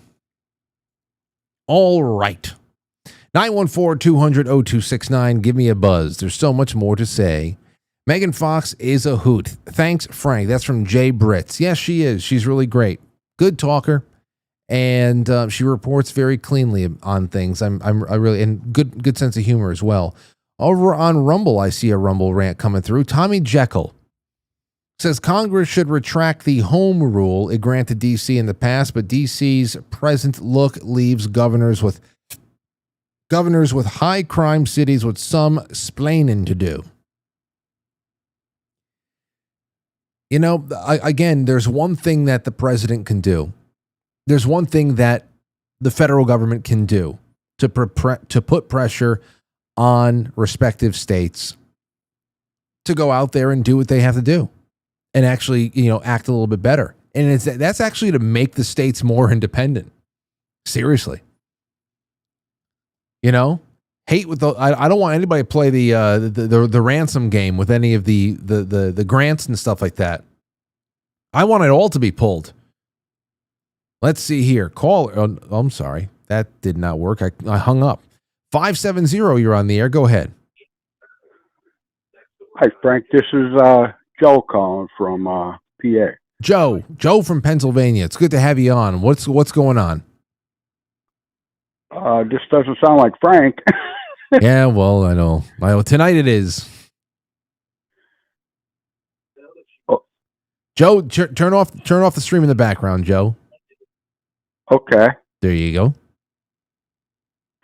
All right. I don't want to take away from that caller this called, but I also retired from Pennsylvania State Corrections. And part of the problem with this death penalty is your lawyers. They're the ones that keep making up all these laws. If you cut back on some of this bullshit that they have, like NPA, they get Game Boys and shit like that now to play with. But if we go back to what it was, once they're found guilty, especially in this day and age with all the cameras that are on, and they're just like cameras are everywhere. Yeah. But then you got the HIV. I mean, excuse me. Wow. I'm sorry about that. DNA. Right? All right. That damn HIV all over the place. Yeah. With the technology they have these days, with DNA and all the cameras that are on, if they are found guilty, there's no chance for appeals because, all right, I understand 50 years ago, eyewitnesses are not reliant. Understand that completely. But now if you get it on video and you got DNA, automatic death penalty. And it shouldn't take 20 years, 30 years. We had a guy here, he's still alive. Well, actually, he might have passed away in jail now, but when I was a kid growing up, teenager, his name was George Banks. He killed 13 people in his family. He was put on death row, and then appeal after appeal after appeal. And his age, he started to get like dementia and things like that. Yeah. Well, then they gave him a life sentence instead of the death penalty after he killed 13 people. And it took like 40 years. And that's, you that's know because, I mean? so over 40 years of this back and forth, they actually gave him enough time to develop dementia. And then at that point, because he was in a degrading mental state, that nobody felt that it was appropriate to put a confused, demented person to death. Correct. Yeah. So just give everybody a chance just to waste away into senility, and then you don't have to kill them. Yeah. But you know what? If there are more people who are feared that their life will be taken, they'll think twice about taking another life. You would hope. Well, you would hope. You would hope. But thank you for the right. call, because I want, you know what, we got two of you guys. This is great back to back, and actually from New Jersey to Pennsylvania, that's what the last caller was talking about, Pennsylvania. Right. So right. I would love to hear somebody call in with whatever time we have left. Thank you, sir, for calling. I would love to hear somebody call in that is on the side of, listen, I appreciate what Trump is doing in D.C., and I wish that could happen in some big city in my state where they probably have a little bit more progressive leanings and they're a little bit more liberal with the way that they enforce the law. But this whole death penalty thing, does anybody out there oppose it? Anytime this pops up, there's usually an even number of go for it and no on principle. So far, we got 3 go for it's. Let's see here. Morgan, you're on the air. Go ahead. Hi, Frank. Hi, how are you? From California. Welcome. Good, how are you? I'm doing all right. So what's your opinion on this? So I know the criminal justice system is definitely not great, but like your last caller said, is like we have great technology now that can, if it is proved, I think people that harm children and people that are traitors to the country should maybe get a year and then get shot in the head. Honestly. Well, don't waste our time. Okay. You know, we are in a complete agreement, and I'm just saying from a practical standpoint, if the practice is, if death penalty as a practice, capital punishment as a practice is going to be used, then it should be something that is done quickly. This whole, I totally agree. I never understood why you can be judged and convicted by a jury of your peers with undeniable video, DNA, and every other kind of evidence, witness testimony that puts you at the place and doing the terrible thing, and you could putz around for 25 years. I don't understand. Well, yeah, that. I mean, it sounds like, because the option for appeals is giving those defendants or criminals or murderers mercy. It's giving them the option to extend their life, which they did not give to whoever their victim was, or, you know, betraying our country, which I think is very important to prosecute those people too. Yeah. Okay. Well, so then you have no moral or ethical hangups on capital punishment for people who commit these types of crimes? For guilty people, no. Okay. Definitely not. No. All right. Though we're 4-0 here. All right. And also, just to put the cherry on the top, don't even give them a burial. Just put them in a ditch and cover them with some dirt. A composting. You can compost them. Yeah. Yeah. Okay. You know, Yeah. they don't deserve anything great. They're bad people. I don't think they deserve any mercy. Maybe they'll have another lifetime to figure it out, but not in this one. All right. Well, thank you, Morgan. There you go. You're not going to get any. You're not getting any mercy from her. That's for sure. Nope. Bye. Have a good night. Bye. Wow. Okay. Hey, listen, the audience is speaking so far. 219, you're on the air. Go right ahead, and then we're going to switch topics a little bit. Hey, Frank. John Otter here. What's up, Otter? Hey, I'm having a good night, man. I took a hell of a spill over the weekend. Oh, man. Had to miss your Saturday show. I'm sorry. Oh man, that inferior patellar tendon. Man, I ate it right on a log, and I'm gimping around like Biden. So anyway, I'm sorry. good, man. I can still heal. I about shot milk out of my nose, and I'm drinking tea when Megan Fox said, "Yeah, go ahead and send them into Chicago or New York on a temporary basis." And I was like, you know what? We still have the Patriot Act. Before we get, DC's one thing because that's, technically federal ground. And places like Chicago and New York could be argued as constitution-free zones where the feds have a lot of authority, especially immigration types. But I just thought, we got to get rid of this damn Patriot Act before we start deploying troops, whether they're National Guard or whatever. We got to get rid of that thing first, because with those troops coming in, whether or not they say it's full lockdown, tell you what, I see trucks or armored stuff rolling down the street. I'm staying the hell in, man. I'm not locked down directly, but shit, I'm not going to be out there. Yeah, you know what? Like most things, when these things happen, right now in our current situation, there's always those who will say, "Well, listen, Frank, I understand that the Patriot Act has got to go. These other things have got to go. We got to go back to more originalist intent for all things. But while the power, even if it is illegal or unconstitutional, while that power, the precedent for that power existing is there, can we use it for some I don't know, objective good, and then try to roll it back?" I'd say, and what I mean in particular, you're talking about how the states are kind of like constitution-free zones because there is such an overlap there, especially in places like New York City, where I'm sure New York City conducts itself in ways that goes against New York state constitution and in a number of ways. Well, it's like 100-mile, isn't it like 100-mile border around navigable waterways? Are you talking? Well, I'm talking more so about just how entangled the federal government is with big cities. That they're absolutely. That in itself, that kind of power, that kind of influence can't be accounted for in any kind of constitutional sense. And then whatever the hell is being violated on a state constitution level by whatever local powers has to be accounted for too.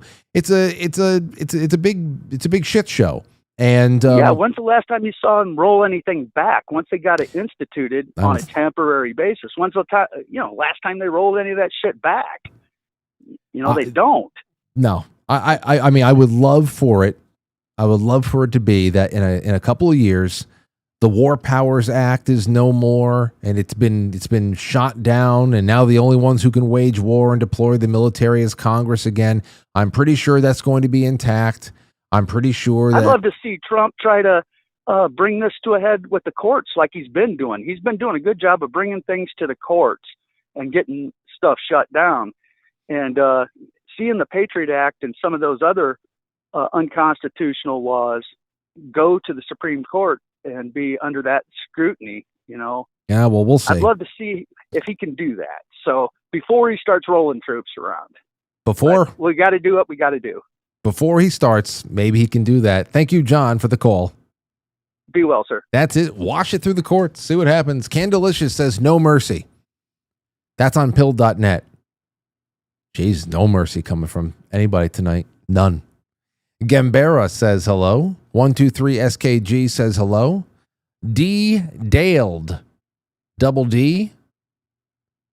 Says the West Virginia State Lab DNA tech who falsely sent unknown citizens to prison, every one of his cases had to be reviewed. Just look it up. Do you want to talk about DNA being lock, stock, and just completely, oh man, well, hell, that's, I didn't know about that one. How could it be tampered with? West Virginia State Lab DNA tech falsely sent unknown citizens to prison. Every one of his cases had to be reviewed. Now, the real question is, how much time did people lose? And was anybody put to death? So, Yeah, there's going to be plenty of people out there who would very calmly remind you why there's an appeals process. Now, outside of some kind of a DNA tech who could tamper with the only, like DNA, if the DNA is going to be the strongest thing that ties a person to a crime, then there you have it. But we're talking about when we say, hey, this thing has been, I mean, it's locked down, it's airtight. We're talking about CCTV. We're talking about actually seeing a person snuff out the life of another person by any means necessary, whatever the hell it was. I mean, you ever hear some of those terrible 911 calls with the killers on the phone just admitting to it?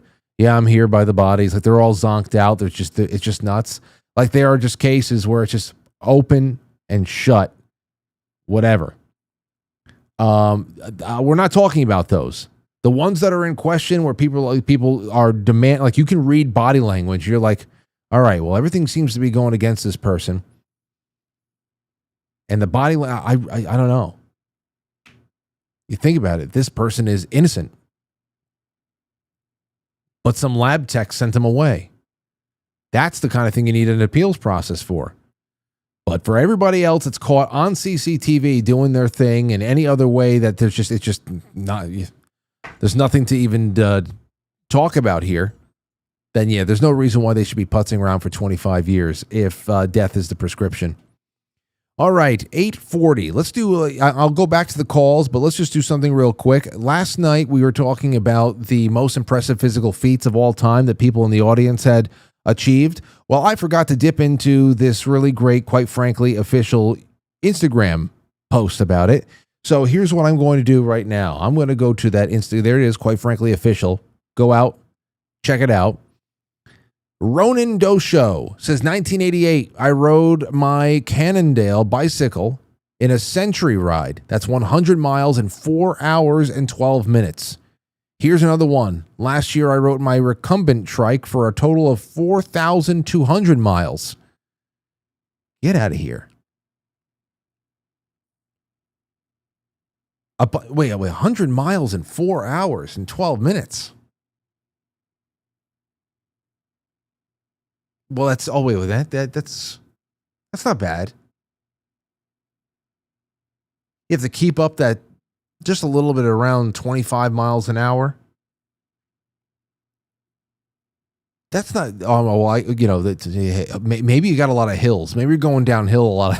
I don't know. Either way, that is one hell of an achievement. I don't know how old Ronan was in 1988, but that's pretty cool. Rancho Villa, Big Ben says, giving birth at home. Giving birth at home 3 times after a C-section. What do I win? She says. Well, you win a very big family. Not very big, but a big, healthy, amazing family. Congratulations, you already won. That's wonderful. Jay Bishop says, wow, incredible. Not my physical feat, but my husband's. I kept him well fed to execute, so I'll submit his accomplishment. He squatted a clean 875 pounds. Well, that Jay Bishop 490, that is partly your accomplishment. Your husband was only able to lift that clean 875 pounds because you nourished the hell out of him. Good job. Jason Won't Stop says, 2 Spartan 5K runs after surviving getting hit on a motorcycle. Both arms and legs broken, pelvis, sternum, one of my vertebrae, 27 broken bones total, spleen lacerations, tendon severed to my left pinky, 5 days in a coma, 10 days in ICU, 15 days total in the hospital. Went to see Eamon Amarath in the wheelchair. 7 weeks after getting out of the hospital, was back to work in 7 months. They said chances of me having a normal life again was slim to none. They were right. Nothing normal about my life now. I've been to the bottom of the abyss. I've met the Hat Man. Holy shit. I'm telling you, the Instagram is great. A lot of you guys, a lot of you OGs out there who've been around for a while, and a lot of new people coming in. Let's see here. Ran a 25K. Says President-elect Steve. I've held my breath for 15 minutes. 19 is insane, says Wiat Trajeski. Crestmont Bear says, I bench pressed 365 pounds 3 times. I've only bench pressed 300 plus one time in my life. I think for 2 reps, and it was a decline barbell press. And it's infinitely easier for me to decline anything, to be on decline push that. It's the only time I ever went beyond 300. What was it, 305? I don't know. So I usually lived around 225 to 250 in college. And then I'll tell you exactly when it all changed for me. I graduated and then I went to work. I went to work at WFAS in Hartsdale. Going to the radio every day. Going to the radio to sell advertising, not to talk into the microphones. And in leaving that place, which was really great, but what I was doing made it terrible to me because I hated selling, I hated cold calling, I hated prospecting, I hated everything about it. Hated it. And because I was under so much stress out there and not enjoying myself, when I got home, that was the first time in my life I had a significant break in my consistency going to the gym. And I never went anywhere near back to the kind of weight I was pushing in college. And you guys saw a little bit of how I was built in college with the stuff that we were watching on Monday with Keith. And I actually had gotten a little bit bigger because that was like the first year or so in college. By about 2006, 2007, I was probably at my peak when it comes to like moving weight, beach muscles. I would consider myself a lot more functional now than I was back then. But that was the first time I was just like, wow, I haven't been to the gym in a week. That's crazy. That's when I said, let me do some workouts in my room. There's nothing worse than having to do a workout in your bedroom just to say you did something.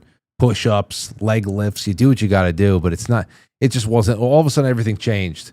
You got out of college and you started selling advertising to local flower shops.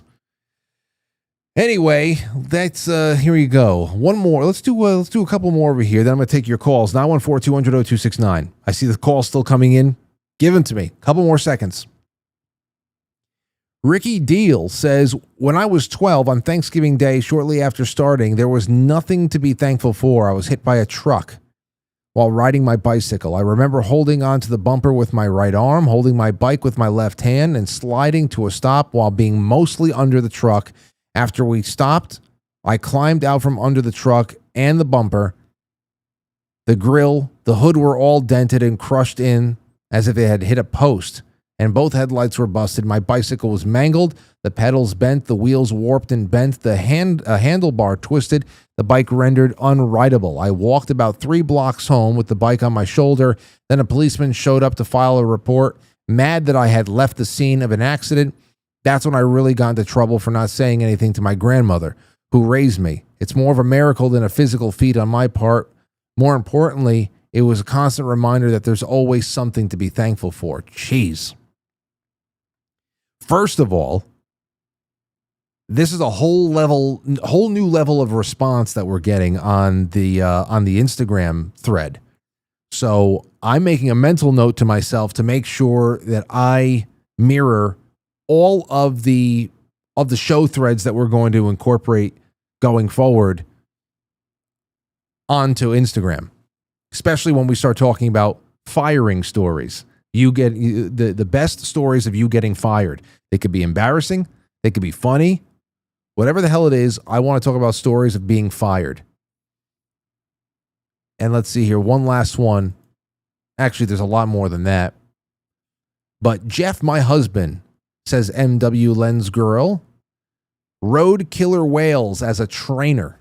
So you're talking about killer whale riding and shit going on in that in that comment section.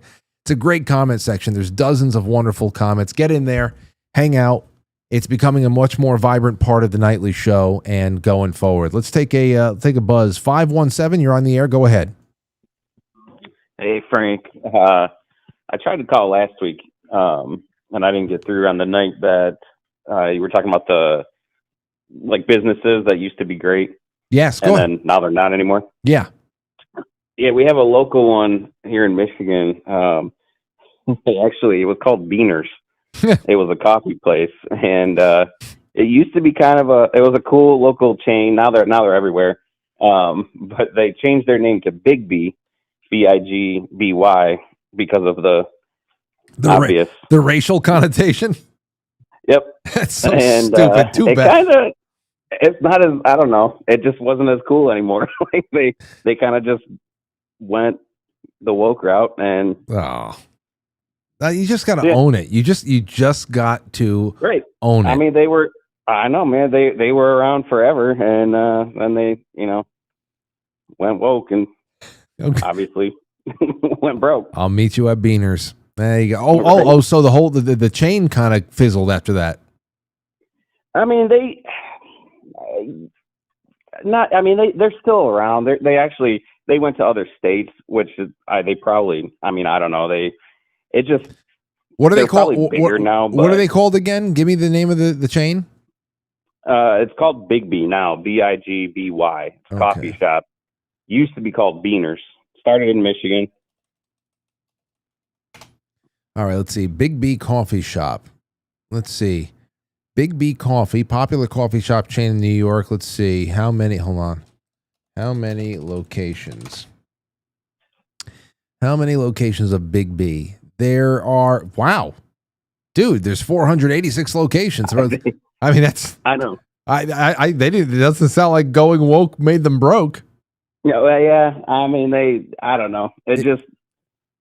But listen, it doesn't, them having to, them changing a name and kind of killing a vibe doesn't have to correlate with them going out of business. The real question is the way the place made you feel being on the they changed the decor, they changed the name, and they went into a different direction. They changed the entire feeling of walking in there and getting your coffee and chilling. 100%. Yeah. Now the service actually got worse. I mean, they might add locations now, but we don't go there anymore. I mean, they're everywhere in around here. But yeah, it's definitely not as a cool little, local little coffee chain shop. Now it's corporate. Okay. Well, listen, thank you for that. I'm glad you got through, and I'm glad we got that on the record. Thank you. Big B Coffee. Now, what's going to happen. If I'm ever in that part of the country, I see a Big B, I'm going to say, Lauren, we're pulling over. I got to see I got to see what this is about. Yeah, come see Mike in Michigan. I'll get a coffee with you. All right, man. I'll talk to you soon. All right, thanks. Okay, take care. So over here, I don't know if there's any kind of a history prior to this, but over here in my neck of the woods, more so in New York, New Hampshire, Vermont, we've got Stewart's. Anybody upstate and into New England know Stewart's? Listen,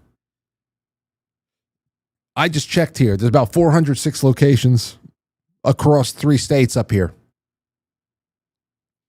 Stewart's. When we go up to the Adirondacks in October, every day, Mike, Anthony, and Matt especially, they are ridiculous with Stewart's. They go to, you want to go to Stewart's? Matt, every night, Stewart's, anyone? Stewart's? You want to go to Stewart's? And what do? They go to Stewart's and they pick up additional ice creams every night. Half gallons of ice cream. I will say they've got incredible ice cream. Stewart's has got great. Stewart's is good. They've got awesome ice cream. They've got all these different types of coffee ice creams.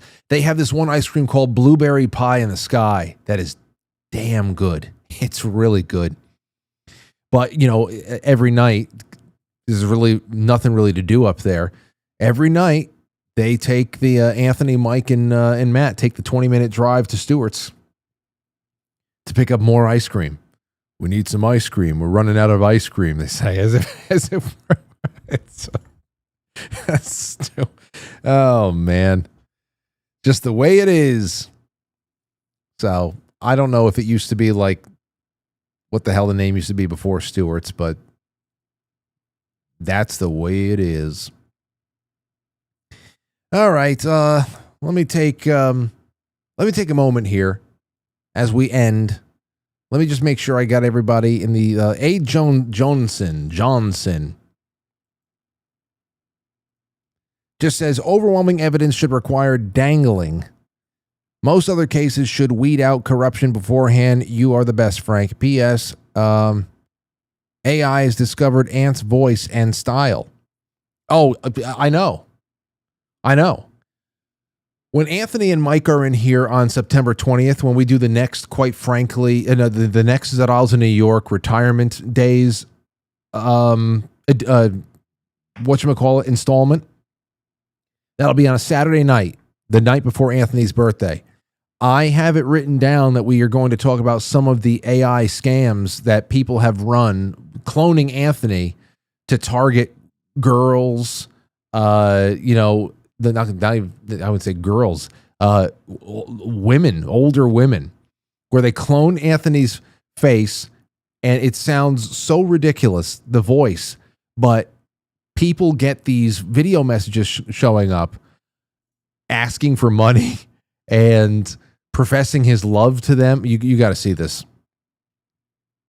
You got to see this. I think he saved a couple of them. And on some people, it works. Like, I can't tell you, about 2 years ago, every 5 to 6 weeks, Anthony had to make another announcement on his Facebook fan page and stuff. Listen, don't respond to DMs.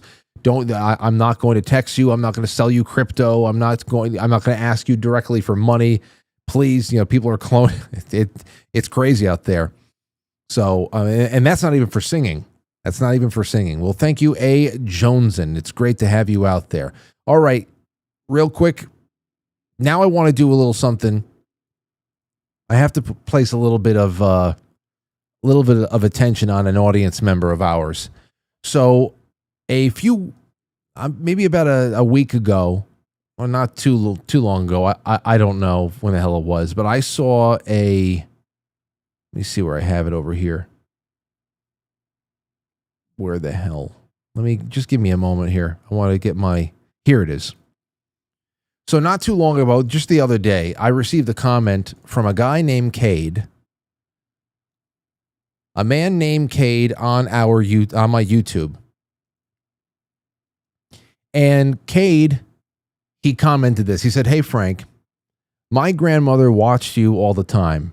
Her name is Madeline, and I called her May May. She passed away over a year ago, and it feels pretty empty without your voice echoing throughout the house. One thing that I remember her telling me in depth about the topics that you were talking about, which was usually politics, every time I hear your show, it reminds me of her. Thank you for noticing my message."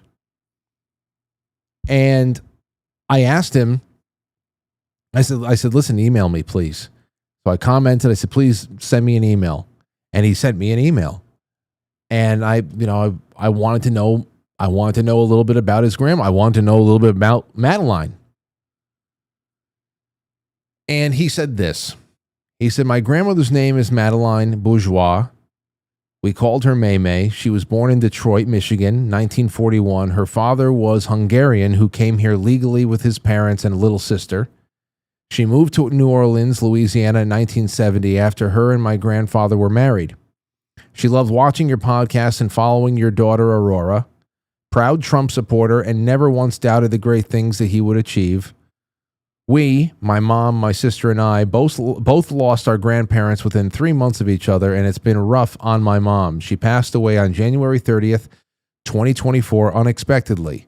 We don't have a lot of family, and what we do have lives in Buffalo, New York.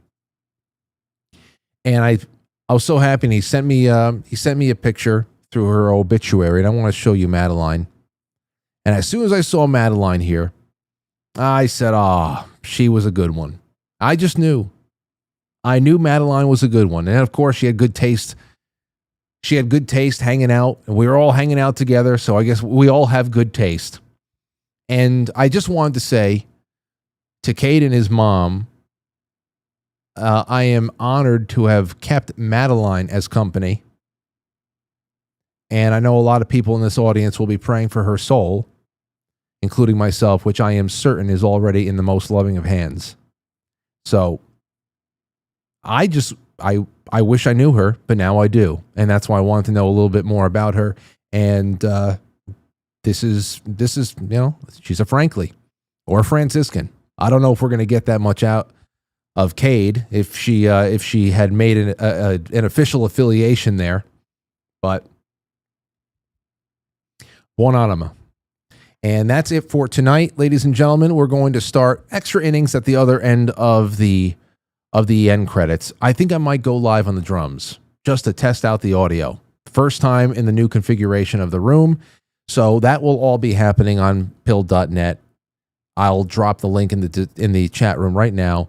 But thank you one and all for hanging out. Thank you, Megan Fox. And all the best to Cade and his family. Talk to you soon. See you tomorrow. I'll catch you on the flip side. Goodbye. All right, that's it. Thanks, everybody.